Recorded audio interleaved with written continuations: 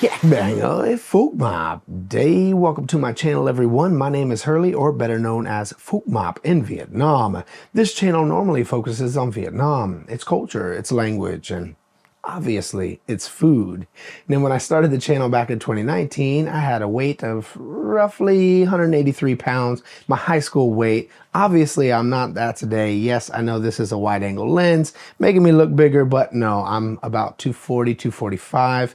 And yeah, I've gained a considerable amount of weight, but now I've made the decision. It's time to lose that weight. It could be 6 months, could be a year, who knows? But I'll be filming all the way through and bring you along for the ride, update you as the weeks and months go on. Enough talk, let's get the before pictures, the before weight, and get the journey started.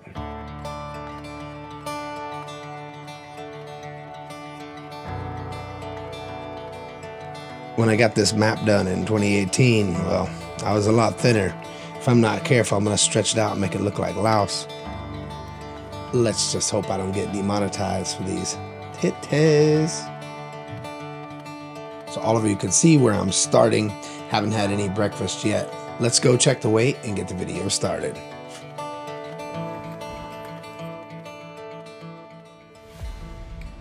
$243.8. For reference, Friday, April 12th. So yeah, there's a ways to go, but let's see what we can do about this.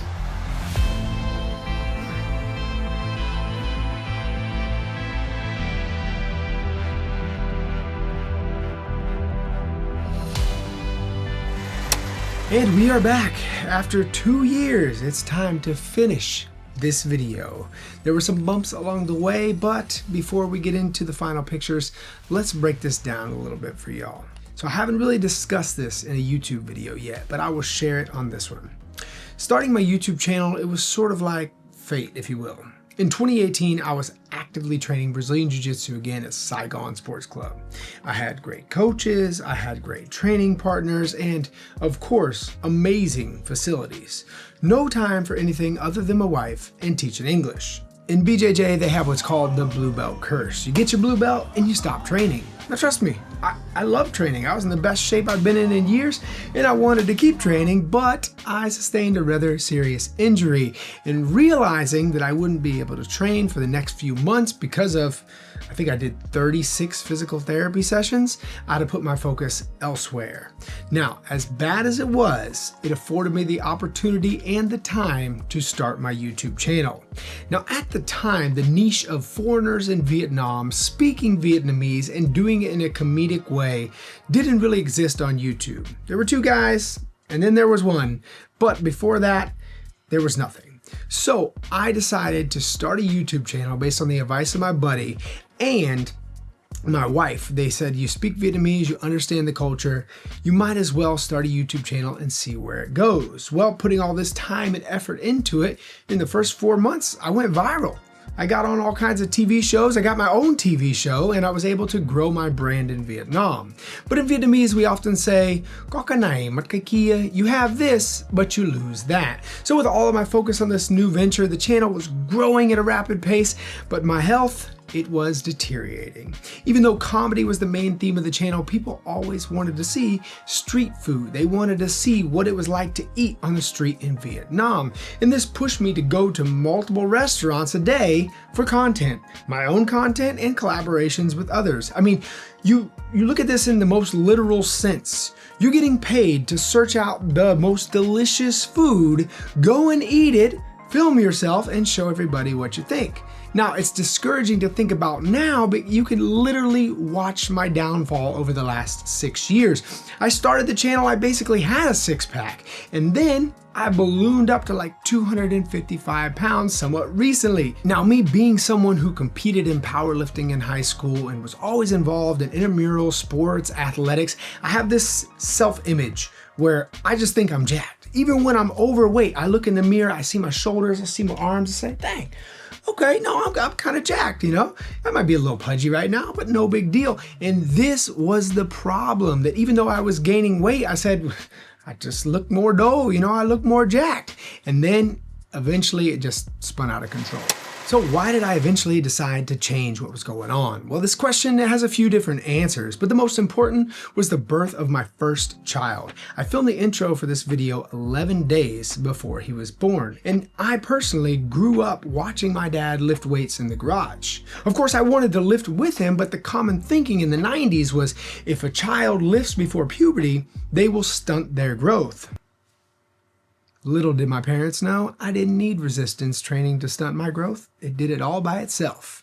On that note, in the 90s, they also thought creatine would make you lose your hair. Well, I didn't take it till after high school, but it turns out I was gonna lose my hair anyways. The point I'm trying to make though is that as any young boy would, I looked up to my father as someone who was strong, who was motivated and hardworking because he loved to work out, and he instilled this in me as well. Like as a man, it's almost like your responsibility to be strong, to keep working out, and I wanted to pass this on to my son as he grows up. So later in his life, he feels the same way about me. Hi, you wanna stop with daddy?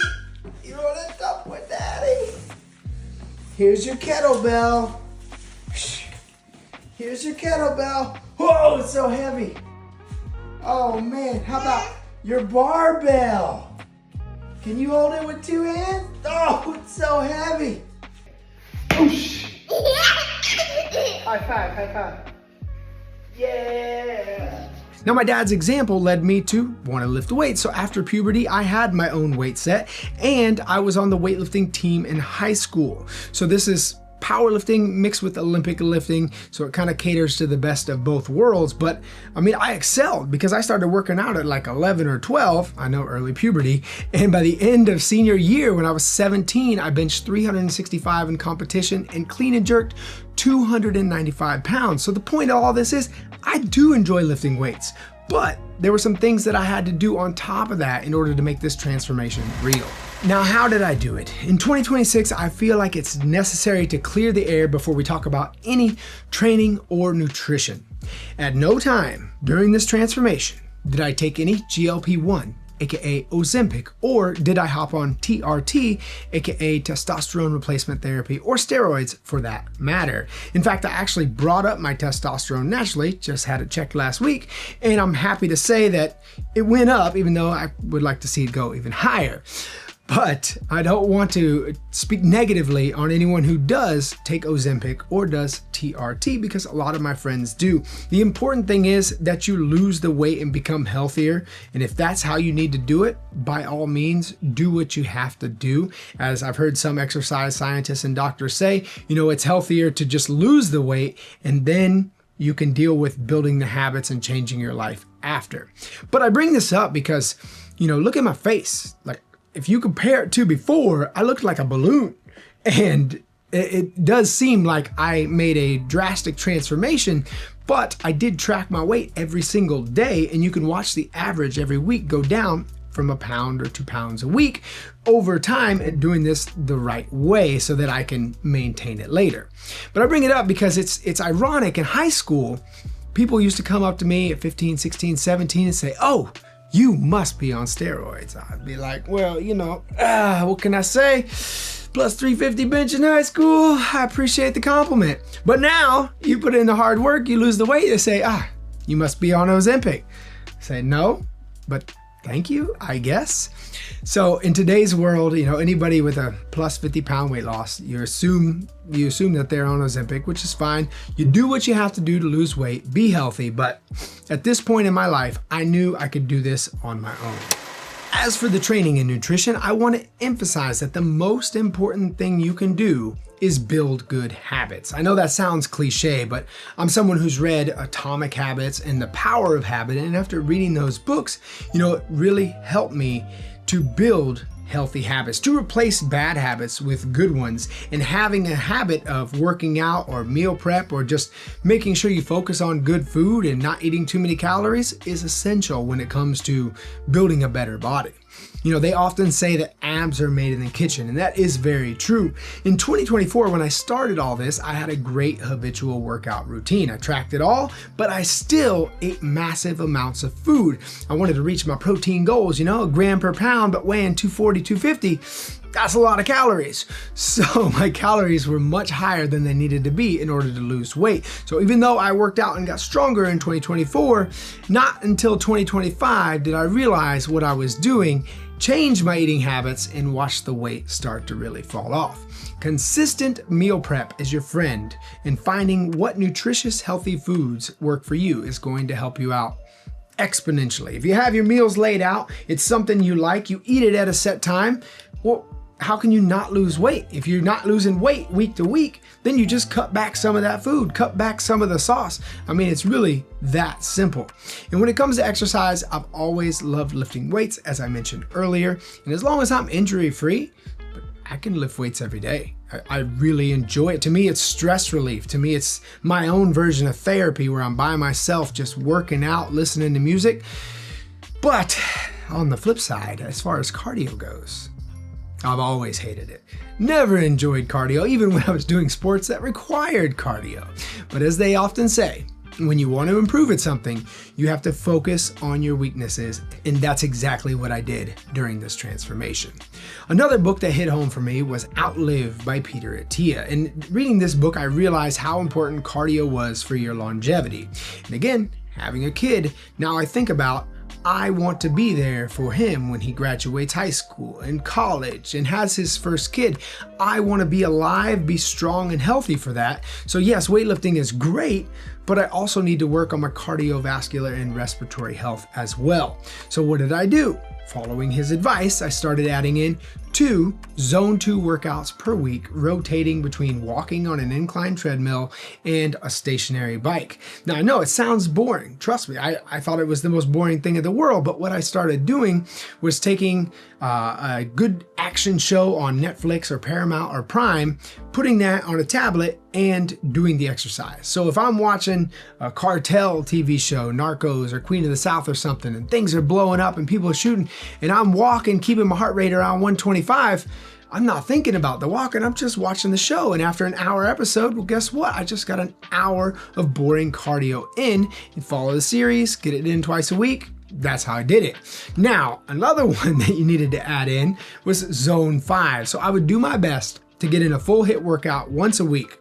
For my Zone 5 training, I would do circuits with sleds and battle ropes and slam balls and boxing and just try to keep my heart rate in Zone 5 according to my Apple Watch. Hopefully, it was correct. But regardless, in the beginning, you're gonna be sore after every workout. You're gonna question whether or not you want to go out and work out that day. Now, David Goggins was a big motivation for me in this, because if I listen to him, well, I feel like a little so it makes me want to get up and at least do the workout that I'm gonna do, because I'm not gonna be running a 100-mile race anytime soon. But if he can do that, I can do my workout.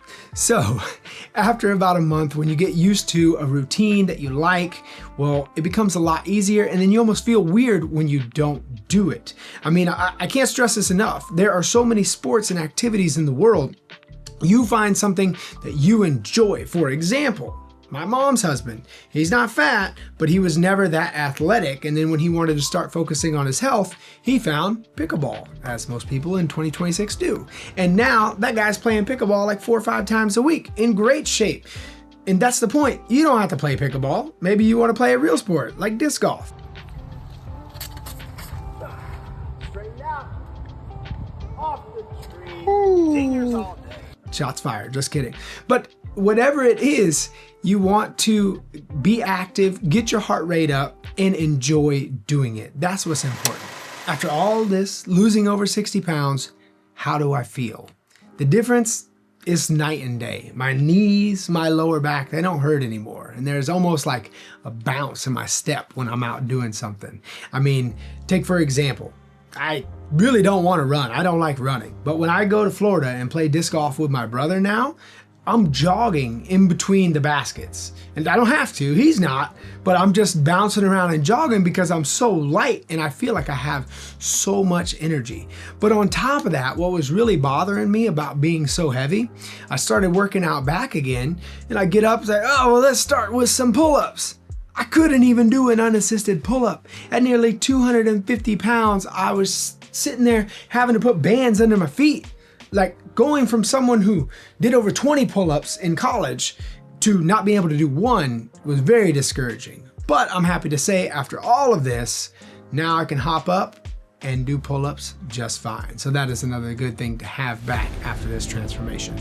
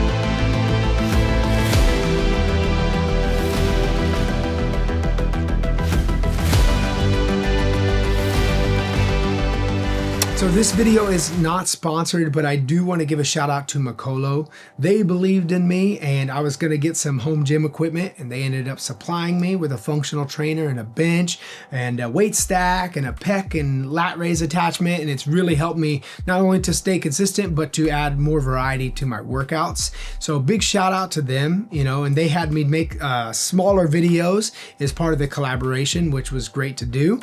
But I bring this up because, one, I want to thank them, and two, I want to thank Sunny from Best Ever Food Review Show, because they left a comment on one of the videos saying, oh, looking fit. And I was trying to hide it until this video, put the heavy hoodie on and whatever else. And I was like, wait a minute, he had a weight loss transformation too. So I'm going to go check out his video. And I watch it and I'm sitting there thinking, no way. All the points I was going to bring up, this guy did in his video. So one that he mentioned was checking your weight every day. And for the past 2 years, I've checked my weight nearly every single day and put it into Apple Health, and it gives you the chart, it gives you the average. So you can see you should be losing a pound or two a week. I mean, it depends on your body weight and your goals, but for me, pound or two a week allow me to maintain muscle and still lose weight.